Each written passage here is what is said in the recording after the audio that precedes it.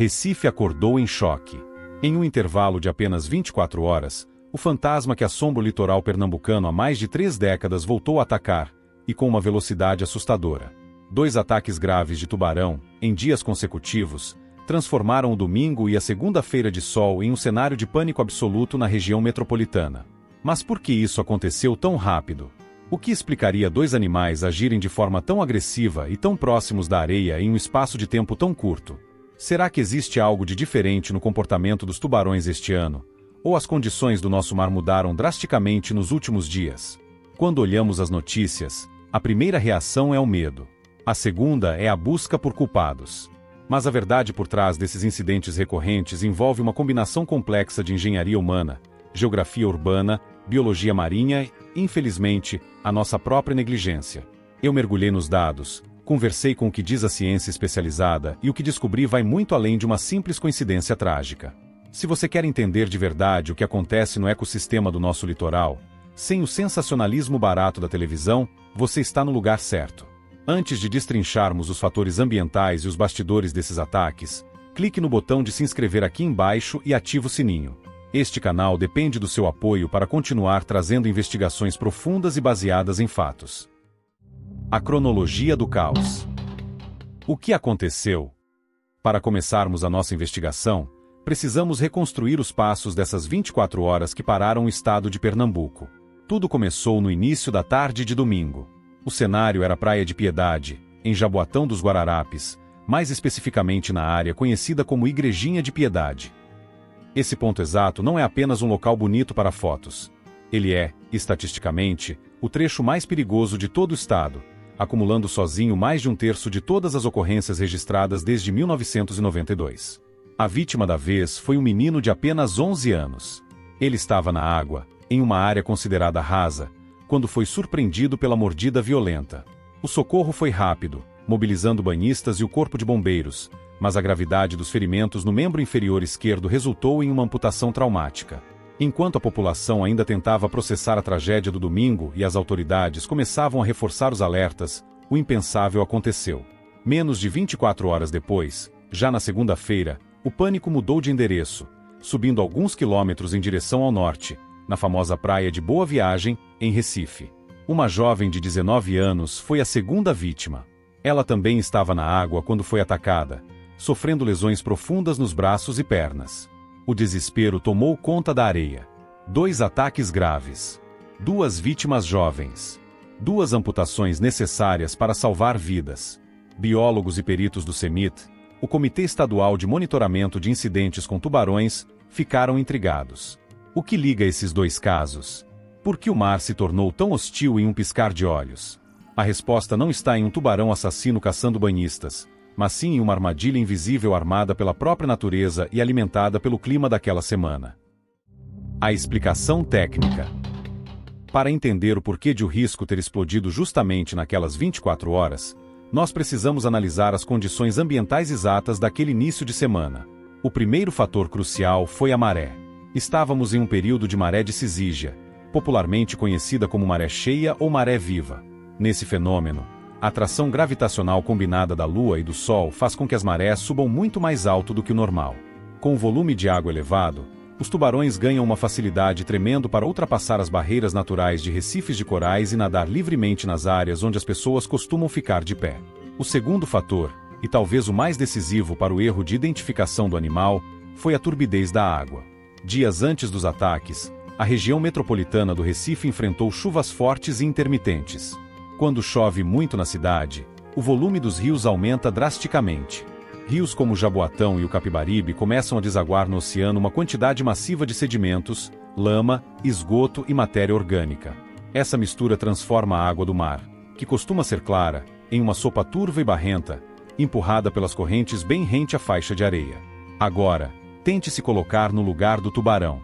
As 2 principais espécies responsáveis por ataques na região são o tubarão-tigre e o tubarão-cabeça chata. Ambos são predadores de topo, animais extremamente inteligentes e caçadores oportunistas. Eles não caçam usando prioritariamente a visão. Eles usam a audição, o olfato apurado e um sistema de poros chamado ampolas de Lorenzini, que detecta impulsos elétricos e vibrações na água. Quando esses tubarões entram na água turva e cheia de sedimentos trazidos pelas chuvas, a visibilidade deles cai para quase zero. Eles sentem o cheiro de matéria orgânica trazida pelo rio, sentem a vibração da água agitada pelas ondas e começam a caçar ali mesmo. Ao avistarem o movimento de pernas e braços de um banhista batendo na água, o cérebro do predador não identifica um ser humano. Ele identifica uma presa potencial em apuros, como um peixe grande ou uma tartaruga machucada. O ataque é o que os cientistas chamam de mordida de teste. O tubarão morde para descobrir o que é. O problema é que a força da mandíbula desses animais é tão devastadora que essa única mordida de teste é suficiente para causar amputações e hemorragias fatais. A cicatriz histórica. Mas nós não podemos limitar essa história apenas ao clima daquela semana. Seria injusto e cientificamente incorreto dizer que a culpa é só da chuva ou da maré. Existe uma razão histórica pela qual Recife ostenta o título incômodo de uma das áreas com maior índice de ataques do mundo, e essa razão tem as mãos do desenvolvimento humano. Até o final da década de 1970, os ataques de tubarão em Recife eram eventos raríssimos, quase inexistentes na memória da população. O cenário mudou drasticamente a partir dos anos 1980, com a construção e a inauguração do complexo industrial portuário de Suape, localizado ao sul da capital. A construção de Suape exigiu modificações profundas e agressivas no ecossistema local. Para abrir espaço para os grandes navios de carga, as obras destruíram extensas áreas de manguezais e fecharam a foz de rios importantes, como o rio Ipojuca. Os manguezais são berçários naturais da vida marinha. Era ali, naquela região ao sul, que o tubarão cabeça chata costumava entrar para dar à luz e se alimentar de pequenas espécies fluviais.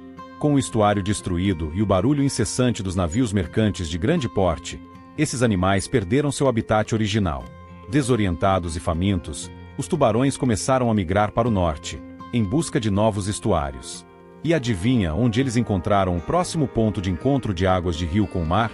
Justamente na foz do rio Jaboatão, localizada a pouquíssimos metros da Igrejinha de Piedade. Para piorar a situação, a própria geologia submarina de Recife joga contra nós. Diferente de outras praias do Brasil, onde o fundo do mar vai descendo de forma gradual e suave, Boa Viagem e Piedade possuem uma fossa ou canal profundo que corre paralelamente à praia, a poucos metros da areia. Esse canal tem profundidades que variam de 3 a 5 metros e funciona como uma verdadeira via expressa para os animais de grande porte. O tubarão consegue nadar por esse canal profundo, colado na areia, sem precisar subir para a superfície. Ele se move de forma invisível. Um banhista pode estar com a água na linha da cintura, e a apenas 2 ou 3 passos para frente, o fundo despenca direto para dentro desse canal onde o tubarão está transitando. É a engenharia humana somada a uma armadilha geográfica natural. A discussão. Sabendo de tudo isso, do histórico de Suape, da existência do canal profundo, dos riscos da água turva e das marés cheias, nós entramos no debate que divide opiniões em Pernambuco. De quem é a responsabilidade? Ao caminhar pelas praias de Boa Viagem e Piedade, é impossível não notar a quantidade de placas vermelhas fincadas na areia, alertando em vários idiomas sobre o risco iminente de morte e proibindo banho de mar em determinados trechos. O Corpo de Bombeiros e os guarda-vidas trabalham diariamente de forma incansável, apitando, orientando e retirando pessoas da água. Ainda assim, a imprudência humana continua desafiando a lógica. É comum ver pessoas ignorando os avisos para nadar no início da manhã ou no fim da tarde, que são justamente os horários de maior atividade de caça dos tubarões. Há quem entre na água alcoolizado, ou quem leve crianças pequenas para além da linha dos recifes. Por outro lado, muitos moradores e comerciantes locais criticam a falta de ações mais tecnológicas e contundentes por parte do poder público. O investimento em pesquisas científicas e no monitoramento de alta tecnologia por satélite e drones passou por longos períodos de abandono e falta de verbas nos últimos anos. Cidades nos Estados Unidos, na Austrália e na África do Sul utilizam redes de proteção especiais, monitoramento por drones com inteligência artificial e até barreiras eletromagnéticas para mitigar o problema sem agredir o meio ambiente. Em Recife, a principal arma ainda é a placa de metal na areia e o apito do bombeiro. O comércio da orla também sofre um impacto devastador. Centenas de barraqueiros, garçons e ambulantes dependem do turismo de praia para sustentar suas famílias. Quando ataques como esses acontecem em um intervalo de 24 horas, o medo afasta os turistas, as praias esvaziam e a economia local entra em colapso, abrindo feridas sociais profundas em uma região que já sofre com desemprego. Conclusão. A terrível coincidência desses dois ataques em um intervalo de apenas 24 horas nos deixa uma lição clara e urgente. O oceano não está brincando e ele recupera o seu espaço de forma violenta quando ignoramos as suas leis. As transformações que o ser humano provocou no litoral de Pernambuco criaram uma realidade que não pode ser desfeita. Os tubarões continuam e continuarão frequentando o canal de Recife, pois aquele é o habitat deles. Cabe a nós, e somente a nós, mudarmos a nossa postura e a nossa relação de respeito com aquele pedaço de mar. Se a água estiver turva após a chuva, não entre. Se a maré estiver cheia, não passe dos recifes. Se houver uma placa de alerta, respeite a sua vida e a dor da sua família. A prevenção e a informação correta são as únicas ferramentas reais que temos hoje para evitar que novas vidas sejam ceifadas ou marcadas para sempre por essa tragédia. Diante de toda essa investigação e de tudo o que conversamos aqui, eu quero abrir o debate com você que me acompanhou até este momento. Qual é a sua opinião sobre o assunto?